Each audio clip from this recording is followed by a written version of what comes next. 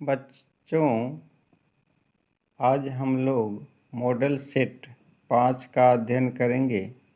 प्रश्नों को देखेंगे, उत्तरों को सुनेंगे और उसको मौखिक अभ्यास करेंगे। उसके बाद अभ्यास पुस्तिका में उसे लिखने का भी प्रयास करेंगे, जिससे अधिक से अधिक लाभ हो सकेगा। तो प्रश्न शुरू करते हैं और कुछ तथ्यों को शुरू करते हैं। इस सेट से संबंधित कुछ तथ्यों को शुरू करते हैं। खुदरा व्यापारी माल थोक व्यापारी से खरीदते हैं। खुदरा व्यापारी माल किससे खरीदते हैं? थोक व्यापारी से खरीदते हैं। पत्तन नगर के रूप में भड़ूच का विकास हुआ। पत्तन नगर के रूप में भड़ूच का विकास हुआ।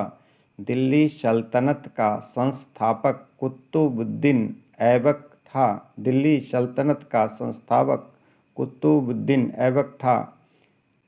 सोंस संरक्षित राष्ट्रीय जलीय जीव घोषित किया गया है। सोंस को संरक्षित राष्ट्रीय जलीय जीव घोषित किया गया है। श्रृंगेरी का संबंध दक्षिण से है। पुरी का संबंध पूरब से है। द्वारिका का संबंध पश्चिम से है। बद्रिकाश्रम का संबंध उत्तर से है। साइलेंट वैली स्थित है पश्चिमी घाट में। साइलेंट वैली स्थित है पश्चिमी घाट में। बंगाल में स्वायत्त राज्य की स्थापना शुजा उद्दौला ने की। बंगाल में स्वायत्त राज्य की स्थापना शुजा उद्दौला ने की। मोबाइल फ़ोन का उपयोग वाहन चलाते समय नहीं करना चाहिए। पानीपत की प्रथम लड़ाई हुई थी बाबर और इब्राहिम लोदी के बीच। अगला प्रश्न है कि सीट बेल्ट क्या होती है? वाहनों को चलाते वक्त एक बेल्ट से सवार एवं चालक अपने को बांध लेते हैं, यही सीट बेल्ट कहलाती है। सीट बेल्ट पहनने से दुर्घटना आदि के समय झटका खाने या बाहर फेंकाने का खतरा कम रहता है। अगला प्रश्न है, गुड़ी किसे कहते हैं? मखाने के फल को गुड़ी कहते हैं। गुड़ी को कढ़ाई में बालू डालकर भुना जाता है। गर्म गुड़ी को निकालकर पीढ़ा पर रखा जाता है। लकड़ी के हथौड़े से जोर जोर से पीटा जाता है। ऐसा करने पर गुड़ियों से लावा निकलता है। यही लावा मखाना के नाम से मशहूर है। अगला प्रश्न है, हमजानामा क्या है? हमजानामा मुगल काल का बना चित्रों का एक एल्बम है। मुगलों ने चित्रकला की जिस शैली की नींव डाली वह मुगल चित्रकला के नाम से प्रसिद्ध हुई। हमजानामा मुगल शैली की ही अद्भुत कृति है। यह ऐसी पांडुलिपि है जिसमें 1200 चित्र हैं। सभी चित्र स्थूल एवं चटकीले रंगों में कपड़े पर बने हुए हैं।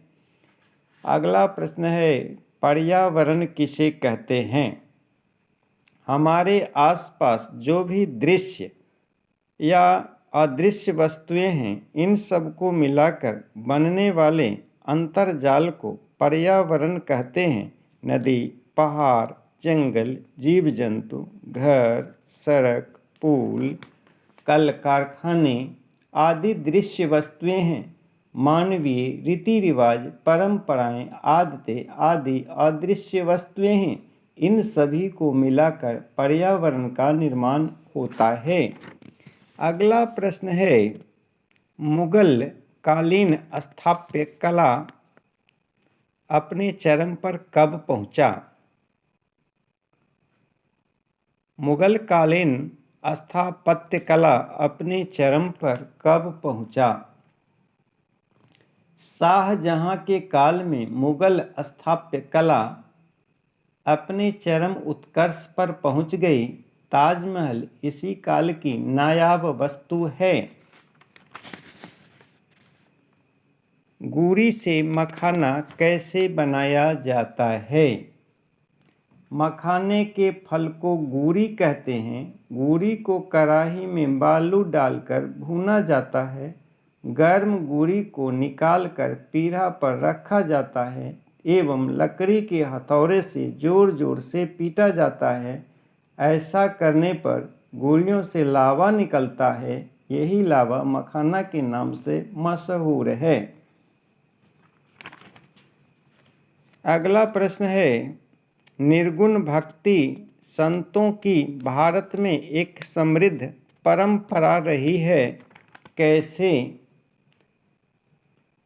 रामानंद के अनुयायियों का एक अन्य वर्ग उदारवादी अथवा निर्गुण संप्रदाय कहलाता है। इन निर्गुण भक्त संतों ने ईश्वर को तो माना, लेकिन उसके किसी रूप को मानने से इनकार कर दिया।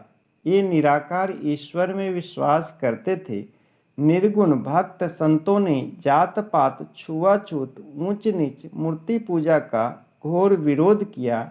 एक कर्मकांडों में भी विश्वास नहीं करते थे। निर्गुण भक्त संतों में कबीर को सर्वाधिक प्रमुख संत माना जाता है। ये एक मुखर कवि के रूप में भी प्रसिद्ध हैं। कबीर इस्लाम और हिंदू दोनों धर्म के माहिर जानकार थे। इन्होंने दोनों धर्मों के ढकोसलेबाजी की घोर भर्त्सना की। इनके विचार सखी और शबद नामक ग्रंथ में संकलित है। इन दोनों को मिलाकर जो ग्रंथ बना है उसे बीजक कहते हैं। कबीर के उपदेशों में ब्राह्मणवादी हिंदू धर्म और इस्लाम धर्म दोनों की आडंबरपूर्ण पूजा पाठ और विचार व्यवहार पर कठोर कुठाराघात किया गया। यद्यपि इन्होंने सरल भाषा का उपयोग किया, किंतु कहीं कहीं रहस्यमयी भाषा का भी उपयोग किया है। वे राम को तो मानते थे, लेकिन इनके राम अयोध्या के राजा दशरथ के पुत्र नहीं थे। इन्होंने अपने राम के रूप को इन शब्दों में बताया है, दशरथ के गृह ब्रह्म न जन्मे, ईछल माया किन्हा। इन्होंने दशरथ के पुत्र राम को विष्णु का अवतार मानने से भी इनकार किया। चारि भुजा के भजन में भूल परा संसार, कबीरा सुमरे ताहि को जाकी भुजा अपार। गुरु नानक देव तथा दरिया साहब निर्गुण भक्त संतों की परंपरा में ही थे। अगला प्रश्न है, वायु प्रदूषण क्या है? इसे कैसे कम किया जा सकता है?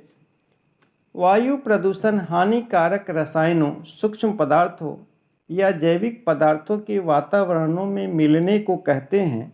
यह मानव, अन्य जीव जंतुओं और पर्यावरण को नुकसान पहुंचाता है। वायु प्रदूषण को कम करने के निम्नलिखित उपाय हैं। 1. कारखानों को शहरी क्षेत्र से दूर स्थापित करना चाहिए। 2. धुआं रहित चूल्हे एवं सौर ऊर्जा की तकनीक को प्रोत्साहित करना चाहिए। 3. वाहनों की जगह सार्वजनिक वाहनों का अधिकतम प्रयोग करनी चाहिए। 4. सरकार एवं हम लोगों को वनों की हो रही अंधाधुंध कटाई के रोकथाम के लिए हर संभव प्रयत्न करना चाहिए। 5. औद्योगिक कचरे को हवा में छोड़ने से पहले असरहीन कर देना चाहिए।